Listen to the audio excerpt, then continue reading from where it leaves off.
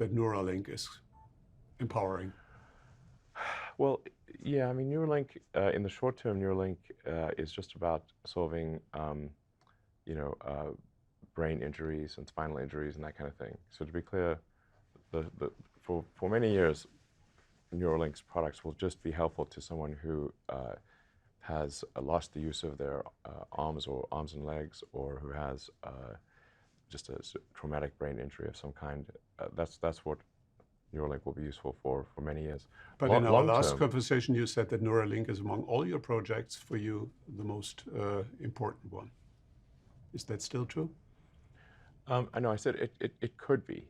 I wouldn't say for sure it is the most important, but it could be the most important, in that there is a long-term mitigation to artificial intelligence, which is that we could effectively merge with artificial intelligence by improving the speed of interaction between our cortex and our tertiary layer, which is already silicon. We're already a sort of a three-level intelligence creature. The base level is the limbic system, the sort of animal brain or reptile brain, essentially, the sort of fundamental, you know, yeah, the animal or reptile brain. And then there's the cortex, which the cortex, by the way, is largely in service to the reptile brain. Could you imagine that one day we would be able to download our human brain capacity into a Optimus? Yes. I think that is, I'm not saying this is, I think it is possible, I think, to do that. It is possible. Which would be a different way of eternal life, because we would also download our personalities into a body. Yes, we could download the things that we believe make ourselves unique. Now, of course, if you're not in a body anymore, that there's definitely going to be some difference there, you know. So, but as far as preserving our memories, our personality, if you will, I think we could do that.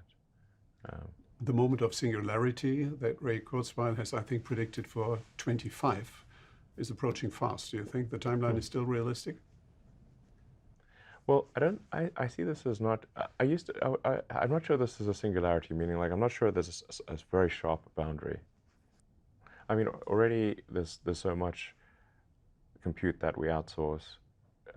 You know, our memories are stored in our phones and computers with the pictures and video. You know, computers and phones amplify our ability to communicate, enabling us to do things that would have been considered magical and had you burned at the stake in, you know, maybe 300 years ago.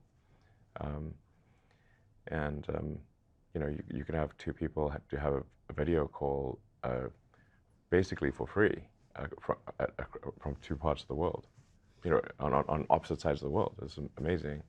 So we've already amplified our sort of human brains massively with computers, and I think an interesting ratio to roughly calculate would be the amount of compute that is digital divided by the amount of compute that is biological, and how does that ratio change over time?